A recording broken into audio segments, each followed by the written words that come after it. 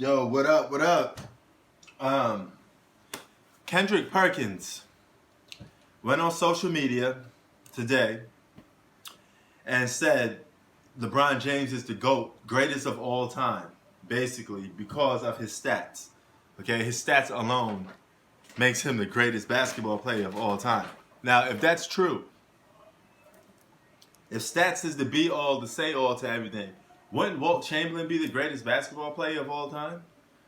Um, Correct me if I'm wrong. Don't Walt Chamberlain got some of the most incredible stats known to man? You know, it's the same guy that said if he was playing in the '90s, Walt Chamberlain, he had averaged 60 to 70 points a game because he had a season where he averaged 50 points a game. LeBron James never did that. You know, this guy Walt Chamberlain owns like encyclopedia, video game type of stats. You know, that you never thought a player could reach, but he got it. You know? And I even mentioned the epic 100 points in one game. All right? Now, Kendrick Perkins, he's allowed to say his own opinion. There's nothing wrong with him saying LeBron James is better than Michael Jordan. That's his opinion. But if you're going to say something like that, dog, you need a better and more convincing argument that you're going to use to say LeBron's better than Jordan because of his stats. You know, you failed to mention a lot of those stats came at the expense of losing, right? So when did we ever start moving the goalposts and don't discrediting wins? You know, so I guess winning don't count no more. You know, we just throw that out the window. I mean, I thought basketball was a game of wins and losses based off what you accomplished and what you did. You have to get validated for that. You get props for that, right? But no, Kendrick Perkins, he's bypassing all of that. You know, I never see a guy called the greatest of all time with just 3 championships. Never. Larry Bird got 3 championships. Nobody says he's the greatest of all time. Dwayne Wade got 3 championships. Nobody says he's the greatest of all time.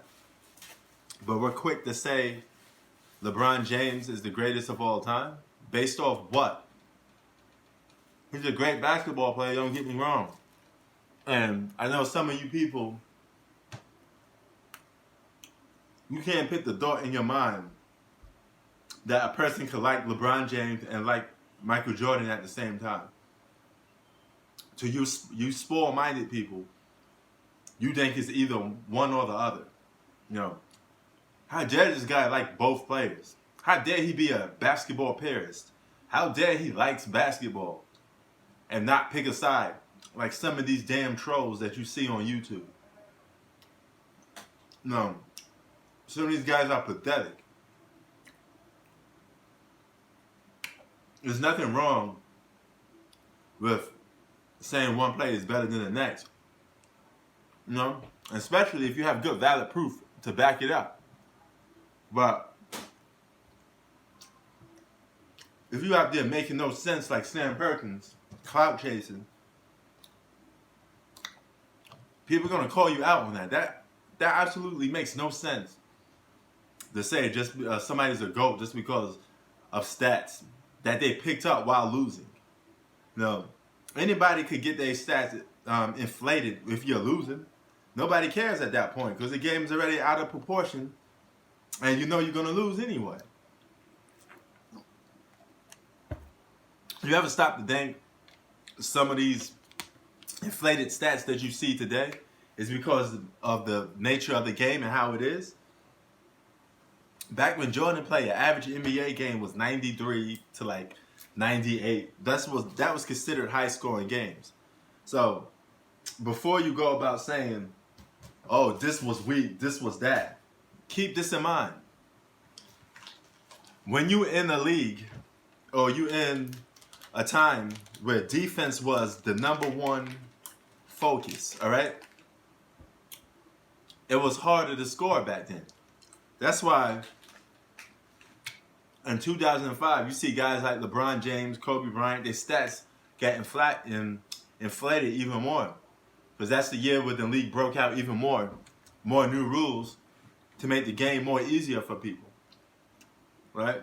make it more easier for people to score, because the NBA is a business, and they figure if they make the game more wide, it'd be easier for people to score, right?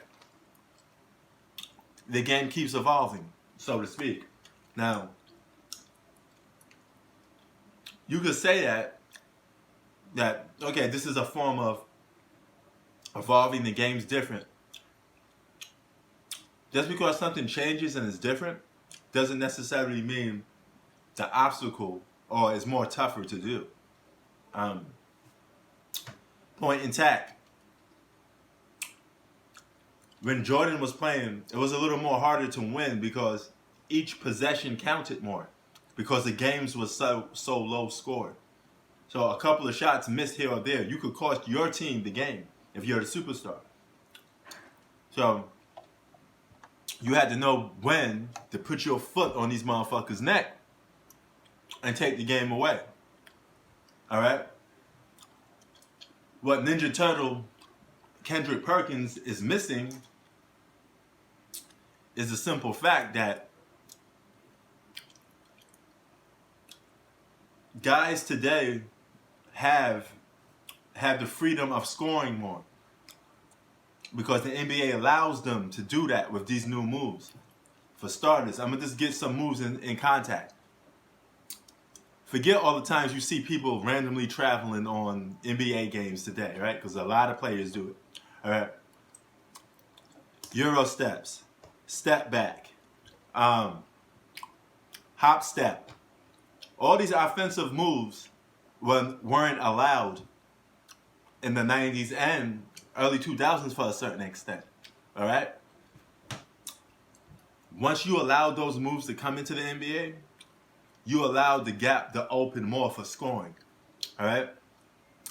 Doing a Euro step in the 90s was called a travel.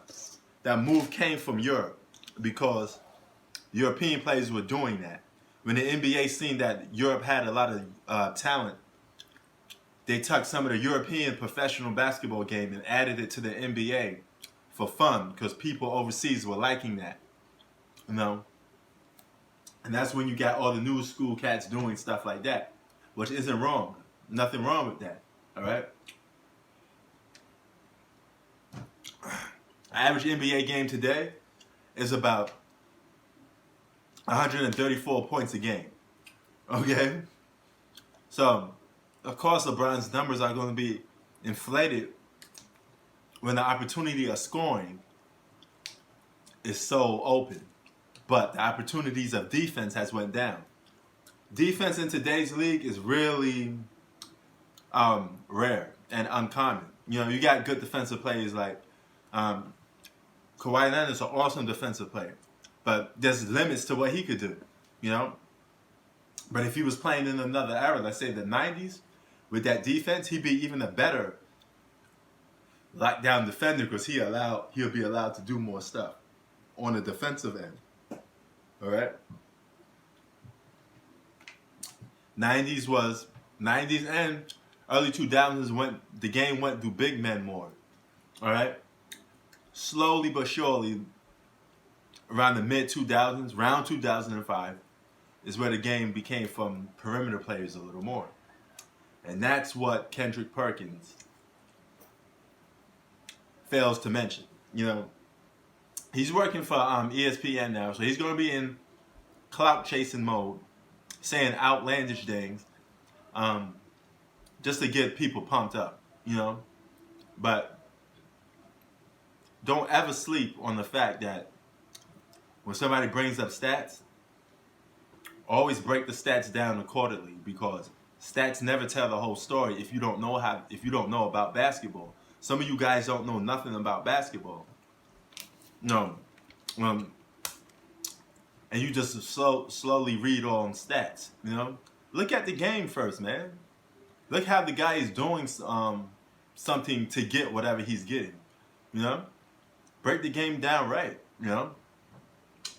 You could sit there and say a guy shoot 40% from the three-point land, but how many attempts of the three ball does he take? So, of course, his three-point average is going to be high because he don't take that much threes in the first place. All right? It's stuff like that just one example that some people don't pay attention to. Now, the people on this channel, they know their basketball. A lot of these people here that I make contact with on my channel, they know a lot about basketball. So, got to give props to those dudes. Shout out to everybody. Y'all know who y'all are. Blue Bolt, what's up? Shout out to everybody. Shout out to Zach.